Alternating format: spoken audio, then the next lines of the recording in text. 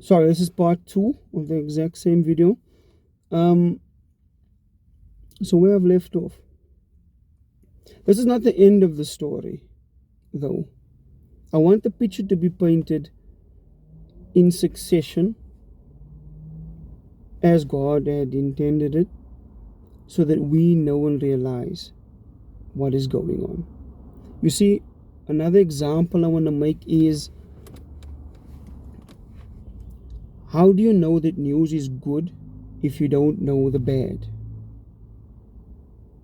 I make the example sometimes to say, if I call you as a physician or a doctor out of the blue, I call you and I say, "Hi, Mr. K, I've got your results over here. It doesn't look too good. It's bad news that I'm sharing with you. You haven't gone for blood tests. You don't have any suspicion that you are feeling ill or any of, you know, things with regards to this bad news that is being shared with you now." And then you find yourself questioning, like, what do you mean? Why would you say I didn't go for this? I didn't check bloods, whatever the case is.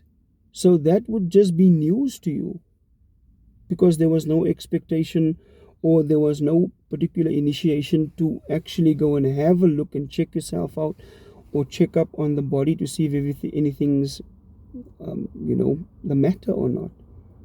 So that would just be news that I'm sharing to you. But if you actually were concerned, you went to the doctor, hospital, had some tests done, and now the results comes back, and the results are exactly as I've now posed it. It's negative, it's not good, it's bad results.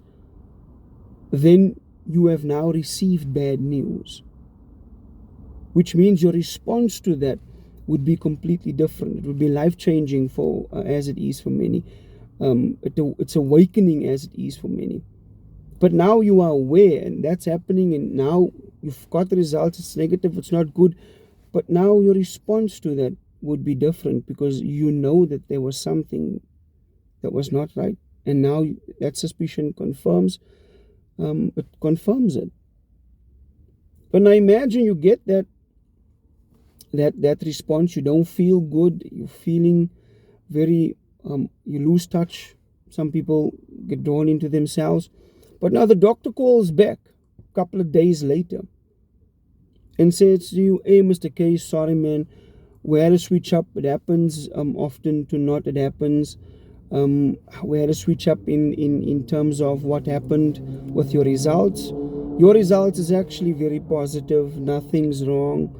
Everything looks good. You're healthy. Everything's in order." After a few days, you get that call. Now that news becomes extremely good, because you've actually experienced the bad news. So how would you know that the good news is the good news unless you've experienced or know how bad things really are? And that is the point sometimes we miss. Therefore, we think we are fine, but we don't know how bad things really are. People don't take the opportunity to explain to you how bad things really are. But when you come to that particular conclusion, you would find that because of what happened now in this particular chapter and everything that unfolded there, you would find that creation now spends its entire time. You saw that trying to look at philosophies and trying to look at religions to try and salvage. That's called looking for absolution.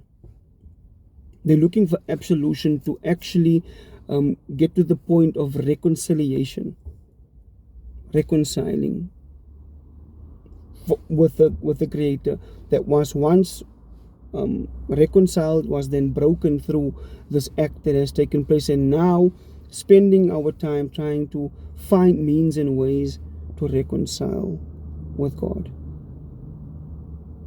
And that is called absolution. And absolution requires contrition. You need to be contrite in order to begin the journey of absolution, which would lead to repentance and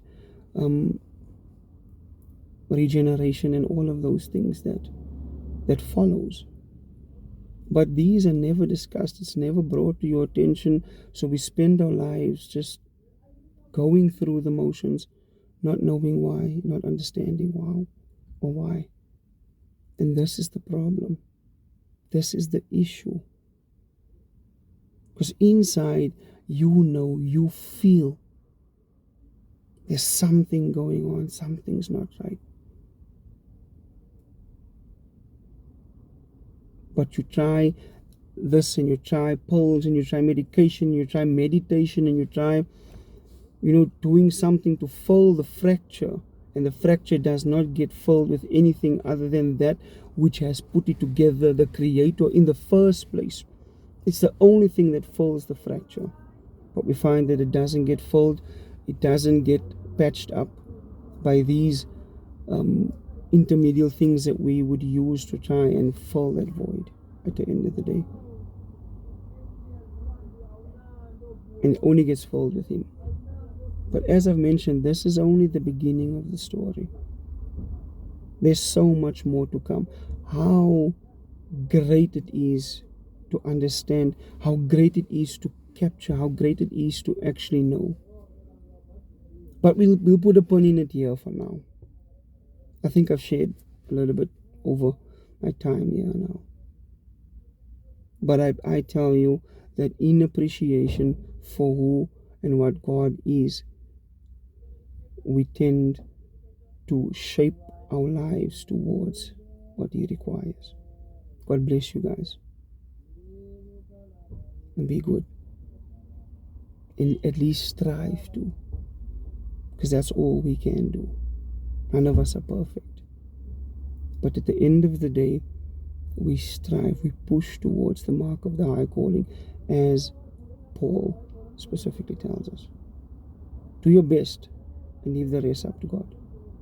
Till next time. Cheers, man.